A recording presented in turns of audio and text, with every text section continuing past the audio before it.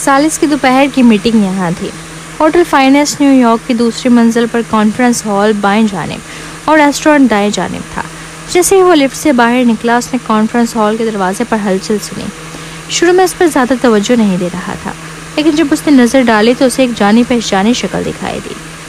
उसके एक कदम एक लम्हे के लिए रुक गए। जब उसने सर्विस स्टाफ को बेसब्री से उन लोगों को दुत्कारते हुए सुना तो उसके माथे पर शिकने पड़ गए। उसने शान से कहा, चलो ज़रा देखते हैं। चाहे कुछ भी हो, पाशा और मेहदी एक दूसरे को जानते थे। दोनों खानदानों को पिछली नस्ल में करीबी ताल्लुकात थे। वो कैसे किसी को उनकी बेइज्जती करने और नीचे दिखाने दे सकता था? शान ने सर हिलाते हुए कहा, जी सर। लेकिन जब वो वहाँ जाने ही वाला था तो उसने गहरी आवाज़ सुनी और एक मिनट ठहरिए। परवीन ने अपना मोबाइल फ़ोन उठाया। उसकी नरम और पतली उंगलियों ने चंद बार स्क्रीन को छुआ और उसने अपना ईमेल इनबॉक्स खोला। वाकई इसमें चंद दावतनामे मौजूद थे। एक मशहूर सर्जन होने के नाते मुख्तलिफ ममालिक में मुनक्किद होने वाली कॉन्फ्रेंस के मुतज़म्मीन उसे रस्मी दावतनामे भेजते रहते थे। जाहिर है इस तरह की एक रस्मी कॉन्फ्रेंस के मुतज़म्मीन ने भी उसे एक दावतनामा भेजा था, लेकिन उसे अपना दावतनामा स्पैम फोल्डर से निकालने में थोड़ा वक्त लग रहा था। उसी वक्त उसके करीब एक आवाज़ सुनाई दी, मिस परवीन।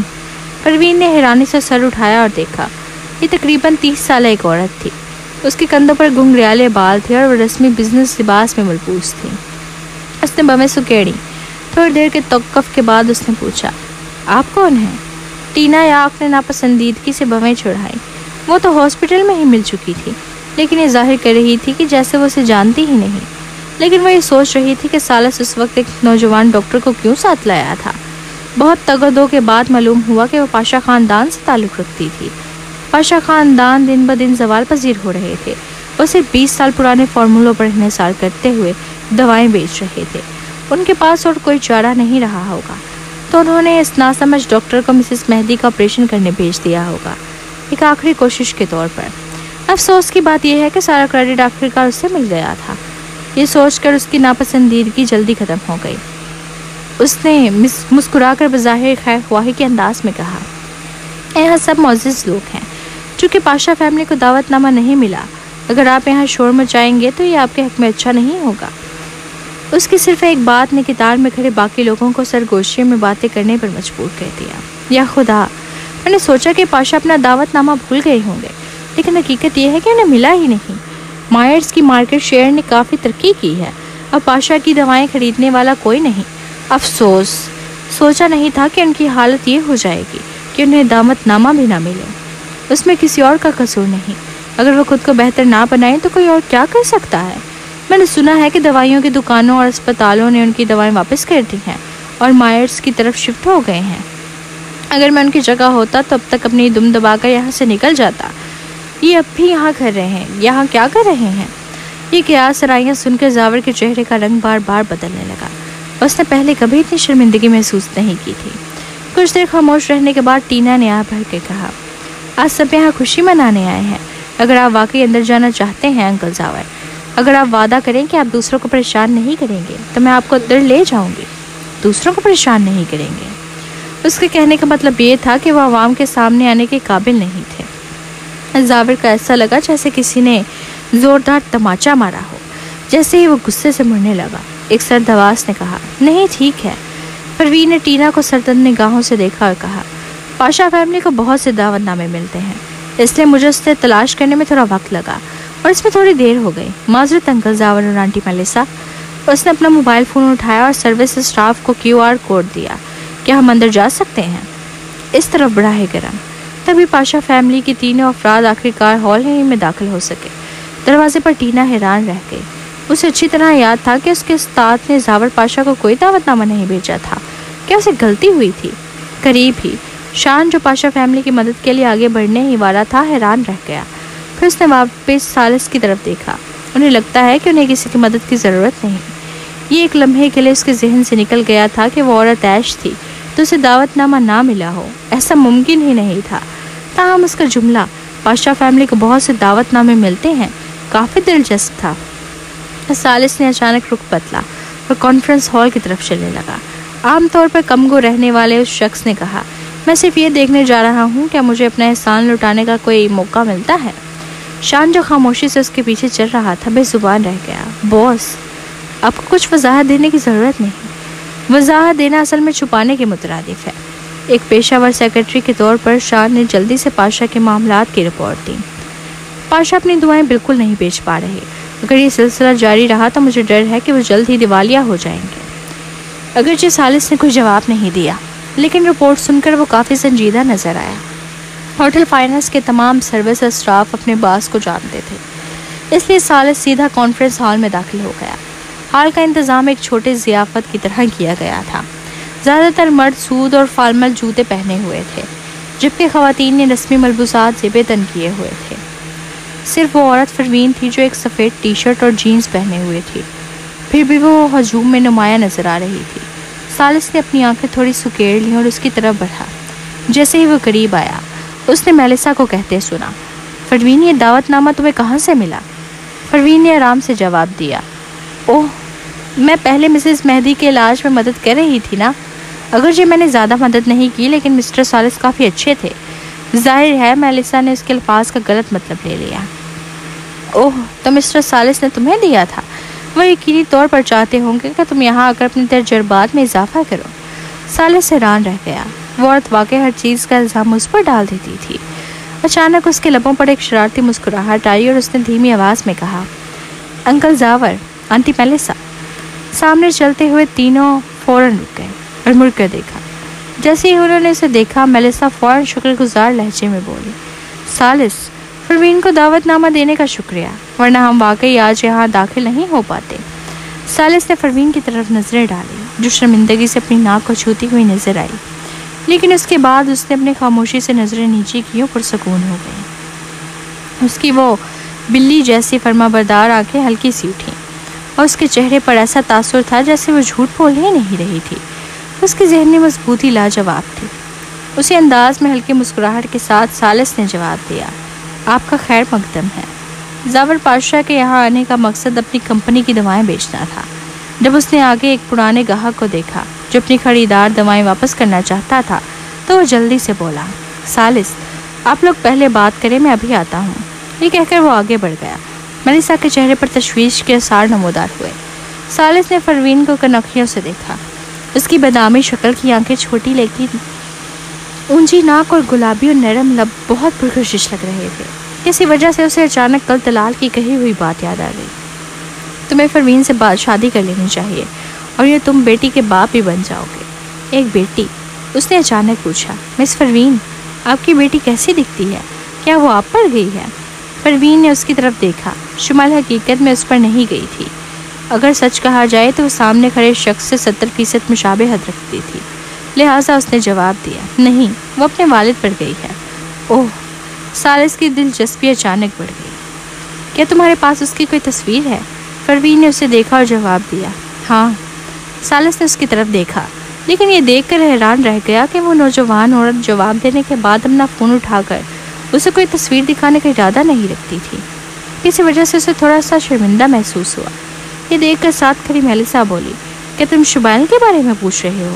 میرے پاس اس کی تصویریں بھی ہیں، میں نے ویڈیوز بھی بنائی ہیں۔ یہ کہتے ہی اس نے اپنا فون نکال لیا۔ جیسے ہی وہ سالس کو تصویر دکھانے والی تھی، پروین نے بڑے ہنرمندی سے انہیں روک دیا اور کہا، خالہ میلیسا، لگتا ہے کہ زاور ماموں کے معاملات وہاں کچھ ٹھیک نہیں چل رہے۔ یقیناً یہ بات میلیسا کی توجہ ہٹانے کے لیے کافی تھی۔ اس نے دیکھا کہ زاور دوسری پارٹی آہستہ آواز میں بحث کر رہی ہے۔ میلیسا نے معذرت خانہ انداز میں سالس کی طرف مسکرا کر دیکھا اور جلدی سے وہاں سے چلی گئی۔ سالس نے لب بھینچ کے پروین کو گھوڑی دی۔ اسے لگا کہ پروین نے یہ سب جان بوجھ کر کیا تھا تاکہ وہ تصویر نہ دیکھ سکے۔ یہ صرف اس کی بیٹی ہی تو تھی۔ اس نے تو اپنے بیٹے کی تصویریں بھی دکھا دی تھی، تو پھر وہ کیا چھپا رہی تھی؟ سالس کے چہرے پر سخت تاثرات نمایاں ہوا۔ جب پروین نے بھی اس کی طرف ہلکا سا سر ہلایا اور زاور کی طرف چلی گئی، تو اس نے اچانک شان کو حکم دیا، اس کی بیٹی کے بارے میں معلومات حاصل کرو۔ یقیناً وہ اتنی بدصورت تو نہیں ہوگی کہ اسے عوام کے سامنے نہ دکھایا جا سکے، ٹھیک؟ چونکہ اس نے اپنی بیٹی کو دکھانے سے انکار کیا، تو وہ چاہے کچھ بھی ہو اس کے بارے میں جان لے گا۔ سالس واضح طور پر ناراض تھا۔ جب اس نے کہا کسی اور وقت ہوتا تو وہ کب کا وہاں سے جا چکا ہوتا، لیکن اس بار وہ دراصل ان کے پیچھے چلا گیا۔ شان اپنے باس کو دیکھتا رہ گیا۔ انا کہاں گئی اس کے باس کی؟ جب پروین وہاں پہنچی تو زاور کے چہرے پر پہلے ہی مایوسی چھائی ہوئی تھی۔ دوسری پارٹی 40 یا 50 سال کی عمر کا ایک آدمی تھا جو سخت الفاظ میں بات کر رہا تھا۔ زاور، میں تو صرف خاندانوں کی دوستی کی وجہ سے تمہارے ساتھ کاروبار کر رہا تھا۔ وقت آگے بڑھ رہا ہے۔ پاشا کی تیار کردہ دوائیاں مائرز کی دوائیوں کا مقابلہ نہیں کر سکتی۔ کاروبار میں ہمیشہ دوستی پر تو انحصار نہیں کیا جا سکتا۔ میلیسا نے اپنی مٹھیاں بھیج لی۔ وہ فرمین کی طرف مڑی اور غصے سے بولی، یہ روایتی دواخانے کا نائب سربراہ ہے۔ اس کا نام لوکس ہے۔ ہارمونیا فارمیسی کی دوائیوں کے تمام فارمولے تمہاری ماں نے بہتر کیے تھے، اس لیے وہ ہمیشہ مؤثر رہی ہیں۔ یہ لوگ پہلے ہم سے درخواست کرتے تھے کہ ہم انہیں اپنے پروڈکٹس بیچیں، اور دونوں کے درمیان کاروباری لین دین ہمیشہ معقول شرائط پر ہوا ہے۔ ابھی کیسے ہو گیا کہ وہ پاشا کے ساتھ دوستی کے طور پر کاروبار کر رہے تھے؟ زاور نے گہری سانس لی اور نرمی سے کہا، میں آپ کی درخواست مان لیتا ہوں کہ آپ نے دوسرا سپلائر ڈھونڈ لیا ہے اور ہماری شراکت ختم کرنا چاہتے ہیں، لیکن آپ نے جو گولیاں خاص طور پر آرڈر کی ہیں وہ مکمل طور پر تیار ہو چکی ہیں۔ ایک بار معاہدے پر دستخط ہونے کے بعد آپ کو معاہدے کی شرائط پر عمل کرنا چاہیے، ٹھیک؟ نائب سربراہ لوکس مسکرا کر جواب دیا، چلو ایسا کرتے ہیں۔ مجھے معلوم ہے کہ آپ کو اس وقت تھوڑا مشکل وقت درپیش ہے۔ ہم یہ گولیاں 60% رعایت پر خرید لیتے ہیں، یہ کیسا رہے گا؟ زاور نے غصے کو دبانے کی پوری کوشش کرتے ہوئے اپنا ہاتھ میں پکڑے کولڈ ڈرنک کے گلاس پر گرفت سخت کر لی۔ 60% رعایت؟ ہم نے ہمیشہ تمہیں کم قیمت پر دوائیاں دی ہیں۔ یہ تو واضح طور پر ہمارا فائدہ اٹھانا ہے جب ہم مشکل میں ہیں۔ ڈپٹی ڈین لوکس نے زاور کے کندھے پر ہاتھ رکھا اور کہا، یہی تو میرا مطلب ہے زاور، اگر تم اس پر راضی ہو جاؤ تو اس بار تمہاری مدد کر دیں گے اور کم از کم تمہیں تھوڑا سا فائدہ ہو جائے گا۔ لیکن میری معلومات کے مطابق سب نے تمہارا سامان واپس کر دیا ہے اور ہارمونیا فارمیسی کے پاس اب گاہک بھی نہیں ہونے کے برابر ہے۔ اس کے ساکھ تو پہلے ہی ختم ہو چکی ہے۔ اس کی باتوں میں طنز صاف جھلک رہا تھا۔ تم؟ زاور کا غصہ عروج پر پہنچ گیا۔ اس آدمی نے لاپرواہی کا انداز اپناتے ہوئے کہا، خیر اس بارے میں اچھی طرح سوچ لو، کیا تم دوائیاں اپنے پاس رکھ کر خراب ہونے دو گے یا مجھے کم قیمت پر بیچ دو گے؟ ابھی اس نے اپنی بات پوری بھی نہ کی تھی کہ آواز پاس سے آئی، 60% رعایت بہت زیادہ ہے، کیوں نہ اسے 20% رعایت پر کر لیا جائے؟ جیسے ہی الفاظ کہے گئے سب نے مڑ کر شائزہ کو دیکھا۔ اس کا شوہر ایک مشہور داخلی امراض کا ماہر تھا۔ اسے دیکھ کر زاور اور میلیسا کی آنکھیں تھوڑا نم ہو گئی، ان کے دلوں میں ایک گرم جوشی پیدا ہوئی۔ زاور نے پکارا، شائزہ! شائزہ نے اسے نظر انداز کرتے ہوئے ڈپٹی ڈین لوکس کی طرف مسکرا کے کہا، 60% رعایت ہمارے لیے بہت سے زیادہ نقصان ہے، لیکن اگر 20% رعایت ہو تو یہ نقصان قابل قبول ہوگا۔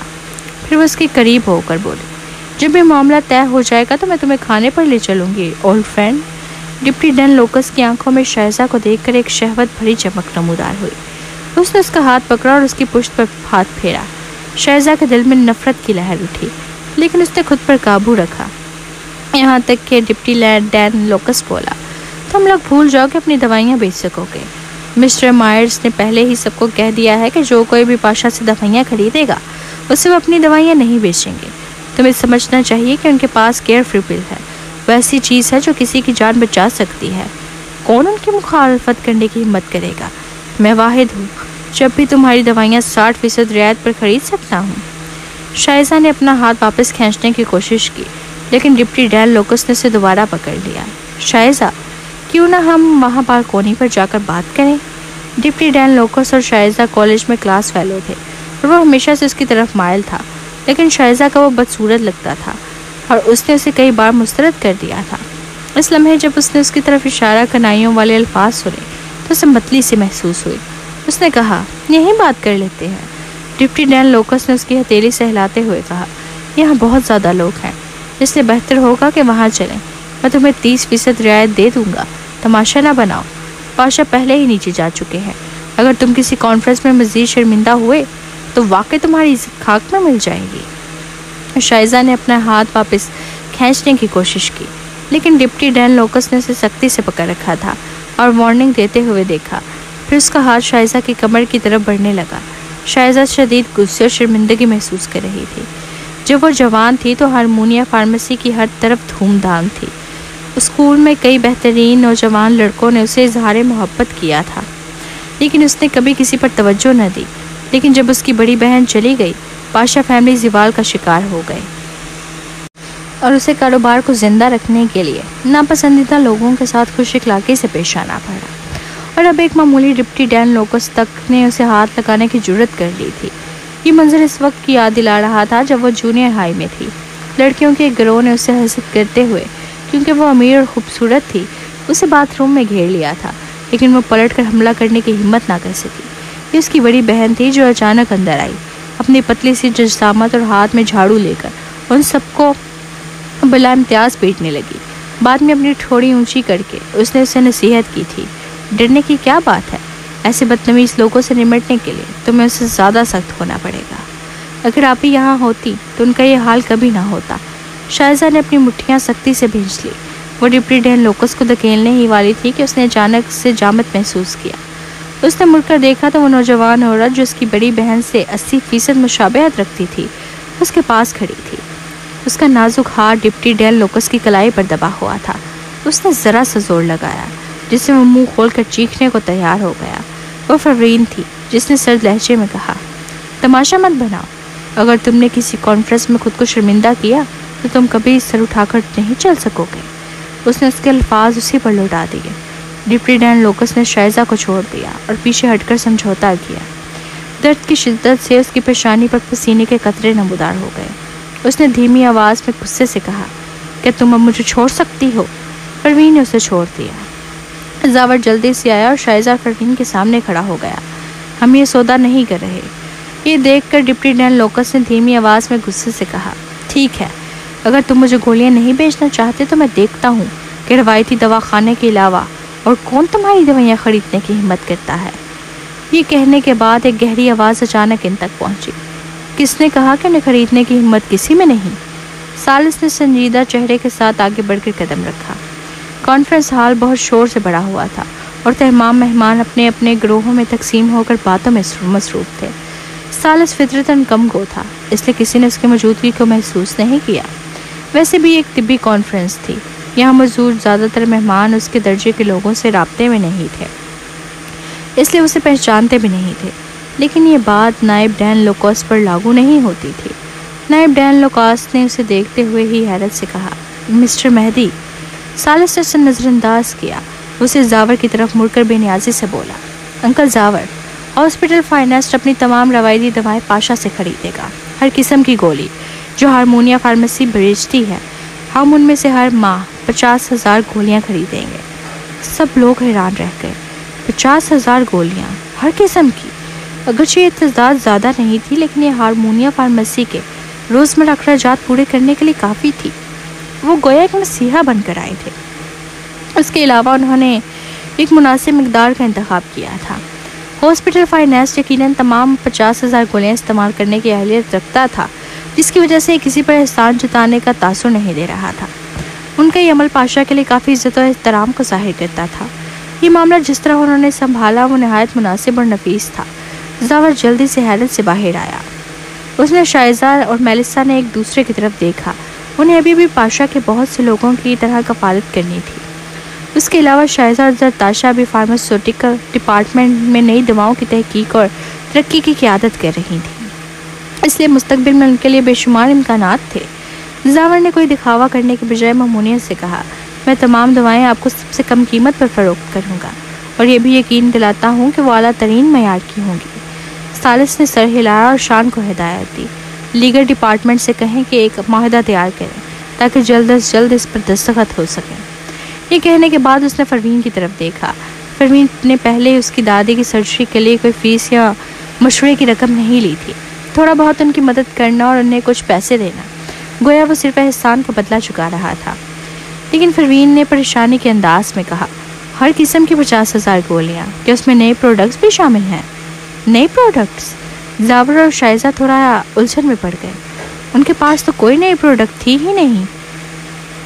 سالس نے فوراً جواب دیا، ہاں شامل ہیں۔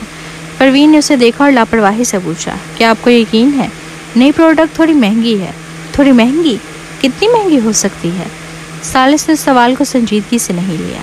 اس نے پوچھا، کتنی قیمت ہے؟ پروین نے آرام سے اور آہستہ سے جواب دیا، اس کی لاگت $800 फी गोली है। सालस ने भविष्य खोल ली। $800 फी गोली, 50,000 गोलियों का मतलब $40 लाख माहाना होगा। हारमोनिया फार्मेसी से तमाम गोलियां की कुल लागत शायद माहाना $1 मिलियन से भी कम होगी। क्या वो शुरू से ही इतना ज़्यादा मांग रही थी? ये तो वाकई बहुत ज़्यादा कीमत थी।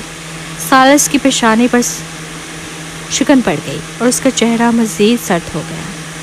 हालांकि वो परवीन से चंद बार ही मिला था, लेकिन वैसी नशुक्री लड़की नहीं लगती थी। जावर और शायजा जो आखिरकार अपनी हैरत से निकले थे, फ़ौरन बोले, ऐसी बातें मत करो परवीन, हमारे पास कोई नई प्रोडक्ट नहीं है। परवीन ने वजाहत दी, ज़ताशा इस वक्त उसे तैयार कर रही है, वो जल्द ही मुकम्मल हो जाएगी। उन्हें मुकम्मल करना है। कारखाने की तहकीक और तरक्की के शबे ने कई सालों से कोई नई प्रोडक्ट लॉन्च नहीं की थी, लेकिन बाहर वालों के सामने जावर परवीन को झड़क नहीं सकता था। लिहाजा उसने सालस को माफहम जवाब देते हुए कहा, नई प्रोडक्ट शामिल नहीं है। लेकिन सालस ने बजाय इसकी जावर की बात को माने परवीन की तरफ देखा और पूछा, आपका क्या ख्याल है miss Parveen? Parveen हिचकिचाई। Care free पिल इंतहाई कीमती जड़ी बूटियों से तैयार की गई थी। इन कीमती जड़ी बूटियों की लागत पहले ही बहुत ज़्यादा थी। मवाद और तैयारी के अखराजात निकाल कर एक गोली की कीमत $500 से $600 तक पहुंच सकती थी। $800 की होल सेल कीमत वाकई बहुत कम थी, बल्कि वो तो इसकी रिटेल कीमत 1500 फी गोली रखने के बारे में सोच रही थी। वो असल में सोच रही थी कि केयर फ्री पिल ना सिर्फ हारमोनिया फार्मेसी को अपना सरमाया वापस दिलाएगी, बल्कि उसे मशहूर भी करेगी। लेकिन अगर उसे हर माह 5000 गोलियाँ सालिस के लिए मुख्तसिल करनी पड़े, खैर क्या कर सकती थी?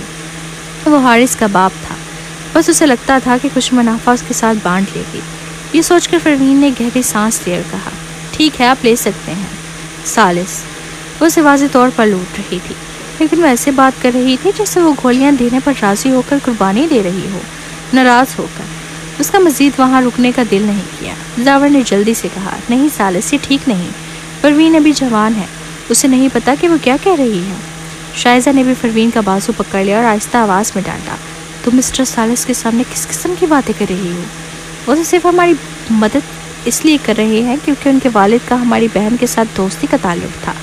तुम कीमत बढ़ाकर उनसे लफ्ज़ पे शर्मी उसकी ज़ुबान पर आकर रुक गया।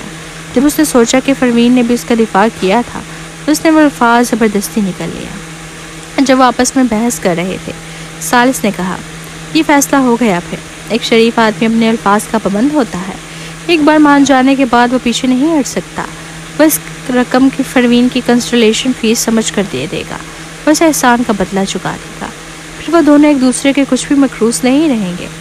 उसी लम्हे एक ऊंची आवाज़ करीब से सुनाई दी, मिस्टर मेयर्स, मैंने सुना है कि आपके पास अभी भी एक केयर फ्री पिल है।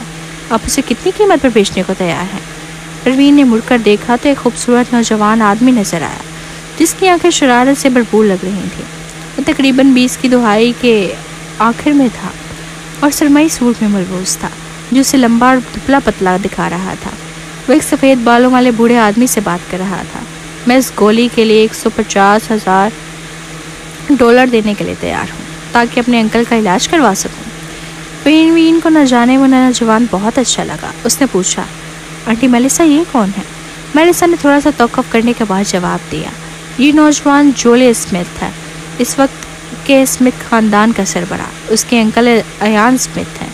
अयान स्मिथ, वो आदमी जो उस वक्त के बाद जब माँ ने उसे धोखा दिया था कभी शादी ना कर सका। ये सोचते हुए बूढ़े आदमी जॉन मेयर्स ने कहा, मिस्टर स्मिथ, ये नहीं कि मैं बेचने से इनकार कर रहा हूँ, लेकिन सिर्फ एक बची हुई है। ये हमारी दुकान का ख़जाना है। ज्वेल स्मिथ की शरारती आंखें बगैर मुस्कुराए भी ऊपर को झुकी हुई थीं, जिसकी वजह से उसकी मौजूदगी गर्म जोशी और खुशगवार महसूस होती थी। लेकिन उसी वक्त उसके नरम लहजे के बावजूद वो एक रौबदार शख्सियत का तासुर देता था। उसके मावन ने जो उसके साथ खड़ा था गुस्से से कहा, तो फिर आपने एक गोली मेहदी को क्यों दी? क्या आप समझते हैं कि स्मिथ ख़ानदान मेहदी ख़ानदान के बराबर नहीं? या आप समझते हैं कि हम स्मिथ इसे ख़रीदने के काबिल नहीं? जॉन ने पेशानी से पसीना पहुँचते हुए कहा, मिस्टर स्मिथ, मेरा ये मतलब बिल्कुल नहीं था।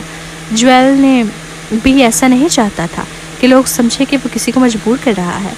लिहाजा उसने नरम लहजे में मशवरा दिया, क्यों ना हम इस पर मज़ीद बातचीत के लिए वहाँ चलें। जब वो चले गए तो परवीन ने आखिरकार नज़र हटाई। मेलिसा ने जज्बाती अंदाज में कहा, सोचो तो, एक गोली 150,000 بلین میں ڈالر میں بک سکتی ہے۔ یہ کہتے ہی ڈپٹی ڈین لوکاس جسے سب نظر انداز کر چکے تھے وہ اچانک بولا، یہ وہ کیئرفلی بل ہے جس کی بات ہو رہی ہے۔ ظاہر ہے کہ یہ مہنگی ہوگی۔ آپ کون سی نئی پروڈکٹ لانچ کر رہے ہیں کہ آپ کو $800 فی گولی بیچنے کی ضرورت ہے؟ یہ تو سیدھا سیدھا دھوکہ دہی ہے۔ اس نے فوراً سالس کی طرف دیکھ کر کہا، مسٹر مہدی آپ دھوکہ نہ کھائیں، روایتی ادویات کی صنعت بہت پیچیدہ ہے۔ تھوڑی سی گھٹیا جڑی بوٹیوں کی قیمت $800 کیسے ہو سکتی ہے؟ آپ خود کو سمجھ رہے ہیں کہ آپ کیئر فری بل بیچ رہے ہیں؟ سالس کی آنکھوں میں تیزی سے صدمہ چمکی۔ ظاہر تھا کہ وہ ناراض تھا۔ یہ ڈپٹی ڈین لوکاس کو اتنی فکر کیوں تھی کہ وہ اپنی رقم سے دھوکہ کھانے کو تیار تھا؟ وہ کچھ کہنے ہی والا تھا کہ پروین کے لبوں پر ایک ہلکی سی مسکراہٹ ابھری اور اس نے ٹھنڈے لہجے میں کہا، آپ صحیح کہہ رہے ہیں، ہم واقعی کیئر فری بل ہی بیچ رہے ہیں۔